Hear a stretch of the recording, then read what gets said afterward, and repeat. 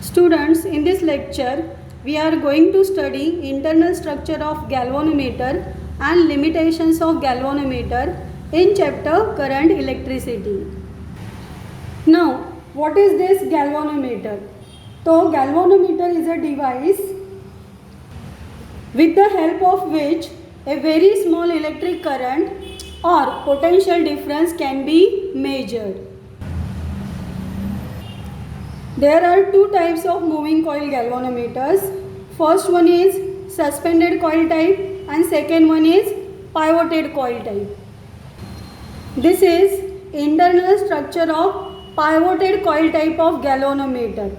तो mostly lab में जो हम लोग गैल्वेनोमीटर यूज़ करते हैं तो this is of this type, that is pivoted coil type रहता है.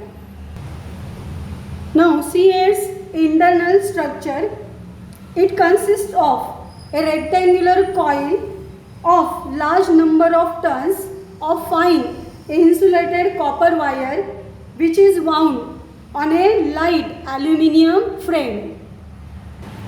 Here that aluminium frame is not shown. Now this is a soft iron cylindrical core which is mounted inside that frame such that coil can rotate around this cylindrical core. This rectangular coil is pivoted between two cylindrically concave pole pieces of a strong horseshoe magnet. Because of this core and cylindrically concave magnetic poles, radial magnetic field is produced around this coil.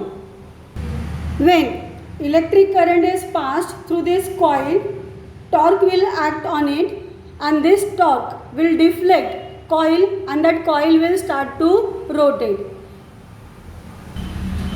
Coil comes to rest position when restoring torque is also produced in that coil which stops its motion by opposing deflecting torque. Now when coil comes to the rest position, a long pointer is attached to it. It shows us deflection of that coil on angular scale which is calibrated here. Now in new syllabus, working of this galvanometer, that expression part is omitted. सो सिर्फ हम लोग internal structure of galvanometer देखेंगे, but in short मैंने उसका working कैसे होता है वो बता दिया. तो what is principle of working of this galvanometer? तो current passing through the coil of galvanometer is directly proportional to the angle of deflection of the coil. But there are some limitations of galvanometer because of which it cannot be used to measure current or potential difference directly. So let us see these limitations. Limitations of galvanometer directly to be used to measure current. First, because of resistance of galvanometer, the value of current flowing through the galvanometer changes.